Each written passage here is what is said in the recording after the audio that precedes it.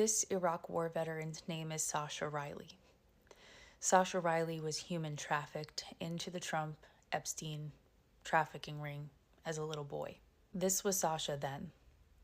I am going to give you the trigger warning now. This is absolutely a story that anyone under the age of 18 should not hear. It is going to talk about child SA. It's going to talk about schmurder. It's going to talk about trafficking, all kinds of things. And this is just truly a summary of his story. I am also going to try and use TikTok lingo to try and get this video out to as many people as possible. That is not done in any way, shape, or form to diminish just how serious this is. I want this to be heard loud and clear and far and wide. This is the summary that Lisa provides prior to the audio files. And I'm going to give reading it a shot. Let's see if I can get through it. These are Lisa's words. I met Sasha Reilly, a decorated Iraq War veteran, during the course of my work. I realized he needed help. I offered to help, and I helped. I first spoke with him by phone and recorded his initial victim testimony during July 19th to 24th of 2025. His testimony is a window into the systemic torture, rape, and schmurder of impoverished children under the ages of 13 for profit and sport within the Trump, Epstein, and associated criminal enterprises. Sasha was adopted during 1977 for the purposes of trafficking by William Kyle Reilly. Sasha was trafficked by William within the Trump and Epstein ring from about 9 to 13 years old. Prior to trafficking within the Trump-Epstein ring, Sasha was trafficked to relatives from about the age of 6 years old. William worked as a pilot and trafficker for Trump and conspirators within the Trump and Epstein and associated criminal enterprises. William hunted victims, trafficked victims, transported clients and victims on airplanes and helicopters, and silenced victims, including by schmurder. And William and his father, Paul, worked within the Dixie Mafia.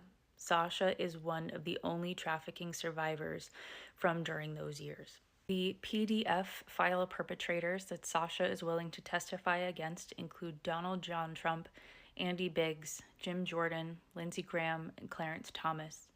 Please see audio recordings A through F and Part 2, section called A Bullet of Case Background for more detail. Again, that's available on Substack.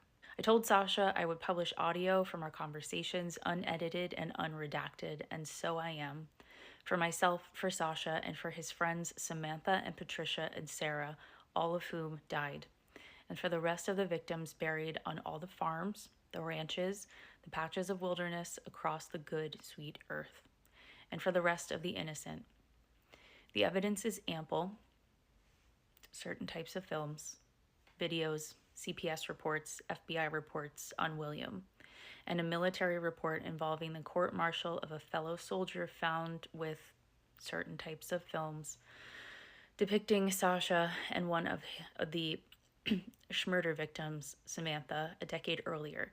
Much of the evidence has been suppressed and some is obtainable through the Freedom of Information Act request and by investigator request. But what must be understood is that the corroborative evidence is supplemental. The corroborative evidence supports the truthful testimony, and truthful testimony of what was seen and heard and experienced is not only evidence, but among the most important evidence. The truth cannot be hidden by falsehoods, whether the falsehoods are told inadvertently or intentionally, by the well-intended misled, or by the bleeding false prophets bleeding falsehoods and insidious insinuations of truth, such as insinuations about victim credibility. In a truly just system of justice, victim credibility must never ever be considered a criteria or prerequisite or requisite of justice at all.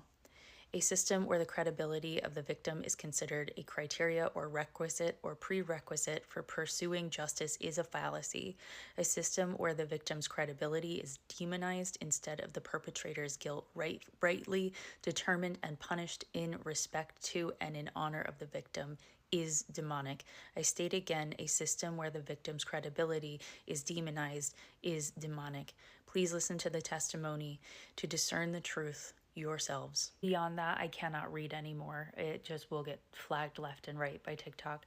So I encourage you to go and read and listen to the audio files of this interview, this testimony, and you can do that over on Substack with a publication called Outlaws of Chivalry, written by Lisa Noel Volding. She does it in 2 parts, and part 1 starts with "Don't worry, boys are hard to find," which is something that Sasha was told.